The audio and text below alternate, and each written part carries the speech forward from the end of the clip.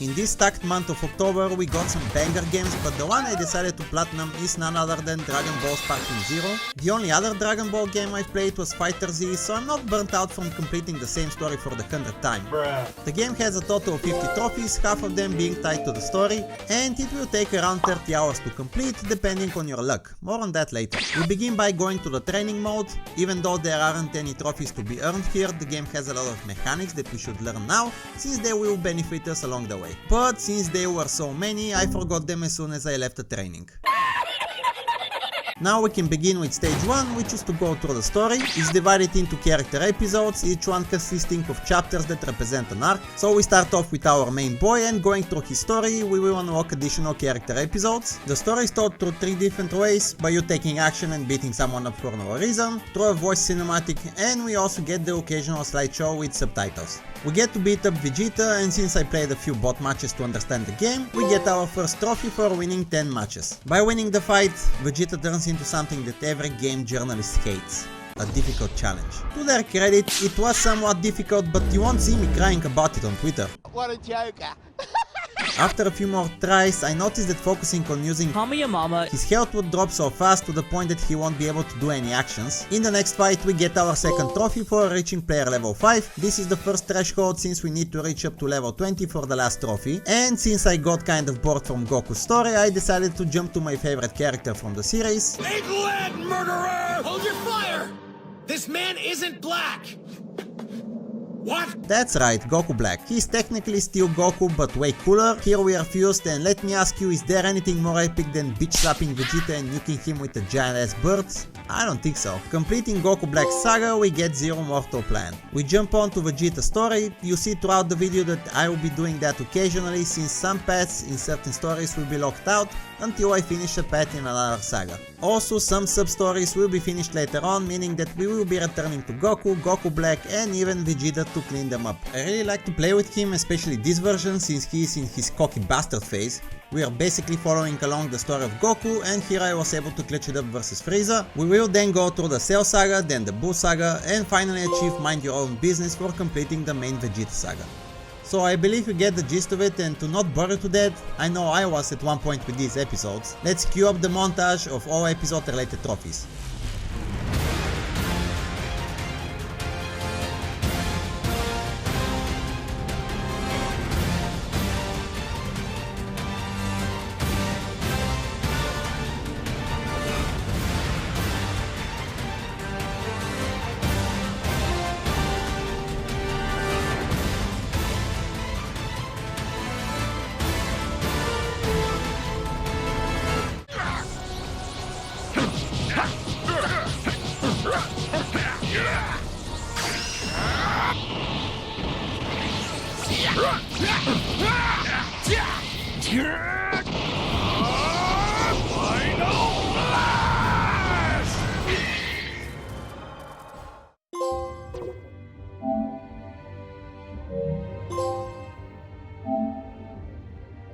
Before we move on to stage 2, it's good to point out that during the episodes we also managed to earn 3 miscellaneous trophies, one being the new challengers for acquiring 10 characters. We will need a total of 40 for another trophy. Next one was winning streak for winning a total of 100 matches, since I had to do a ton of battles and some even being repeated multiple times. And finally we got Zenny and Air for collecting a total of 1 million Zenny, which we will need to spend for another trophy later on.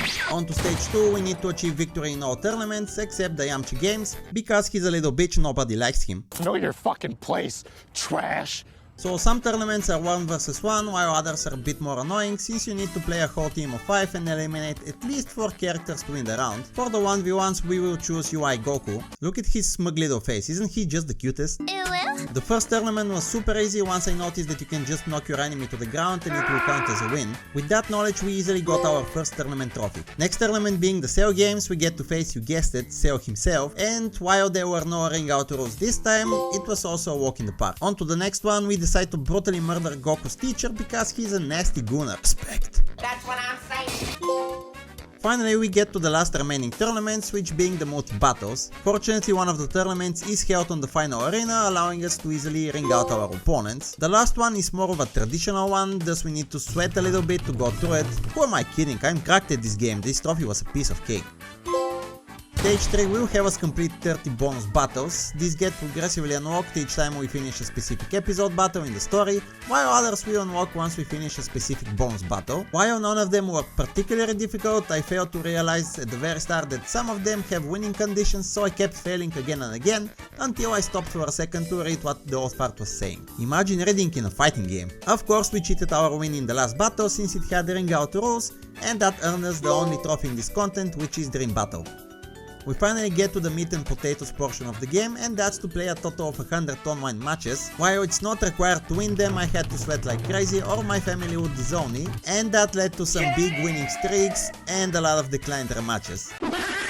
For the Dream Team, I decided to rock Gogeta, Kefo and finally Yajirobe, because he was deemed to be one of the best characters at that time, and I wanted to have a trump card if I get the occasional old man cramps as I usually do. My first few matches were definitely subpar, but since I had spent some time actually training, I was winning them easily, so much so that one player was not having it and he decided to bail before I had the chance to bury him 6 feet under.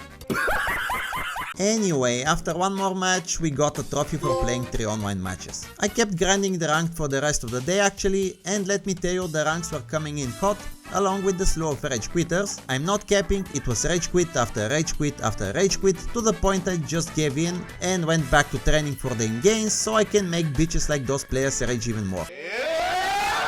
Next day I was feeling a little frisky, so I ultimately decided to jump to the 1v1 mode. It's a little different there, meaning that you don't have to worry about power levels and can just go for the most broken character like Gogeta 4 for example, or do a little bit of trolling and pick something more mediocre. For the first couple of matches I went all in by picking up Gogeta 4 since he deals the most combo damage out of all of the cast. I wasn't playing him optimally since I didn't spend time with him at all, but my general understanding of the game would eventually be enough to carry my ass versus these normies. Later on I decided to go with Jiren since he was shirtless, I mean everyone was playing Gogeta, and I wanted to teach them a lesson with a worse character. But he was still powerful enough to make a whole stadium run out, like me when I have Taco Bell. Oh my god! The second trophy we get during the ranked games is for reaching player level 20, and to go from 19 to 20 takes as much time as going from level 1 to level 19. That's just crazy. Finally, somewhere at the end of the day I was able to get in one more game, and to my surprise it was the final one that we needed for the 100 online matches, and here is that trophy as well. Now we're on the final home stretch with just 2 more stages left. The majority of the trophies we will be getting now is through Zenith orders, which are basically challenges that we have completed during the previous stages. The first 2 trophies will be for obtaining titles, and here we get our first one for the first title and title collector for earning a total of 100 titles. Next up we move to the shop where we need to spend a bunch of Zenith for trophies, while this bitch in the background doesn't stop yapping, Jesus. We start off with a little something for obtaining 10 ability items, and later we also get the trophy for spending a total of 1 million Zenny. And of course the woman is happy that she is receiving our hard-earned money. Wow! You must be almost as rich as me! Bruh. The last remaining ones in the shop are for obtaining 50 ability items and unlocking 40 characters, so here's those trophies as well. Second part of the miscellaneous trophies are your generic run-of-the-mill customization based ones, so we will unlock prepping for battle for customizing a character and showing off for customizing our player card.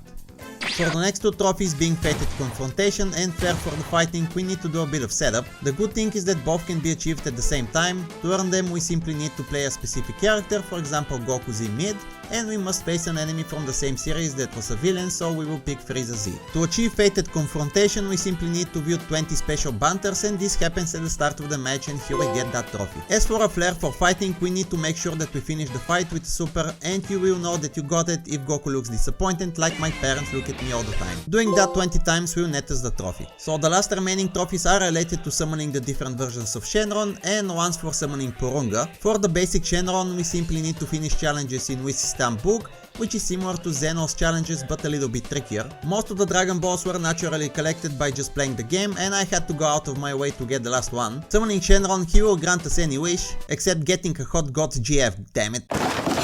But getting one wish granted, we earn Comfort Shenron trophy. As for Super Shenron, I would say it's easier to get. Basically we need to finish a conclusion episode battle, and that will give us all 7 balls. So I actually ended up summoning him more than once, since you get to complete 3 of those battles, and here is that trophy as well. Last trophy is for Porunga, and it's RNG based, gotta love those types of trophies. In order to get the balls, they randomly drop from playing CPU battles. Fortunately we can use the ring out to our advantage and set it up in a way so we can get it every time as fast as possible. To do that we have to play on the tournament arena with the ring out rules enabled. For our opponent it must be versus Mr. Satan, since he likes to do one move that stun locks him for a second, and that gives us the opening to use a knockback super. It took me roughly 1.5 hours to get all 7 Dragon Balls, but the good thing is that we get 3 wishes instead of 1, since he is the primal being 4 wishes, even though I still don't have my god girlfriend. Anyway, this nets us the Comfort Purunga trophy, and right after it we get our Platinum trophy as well.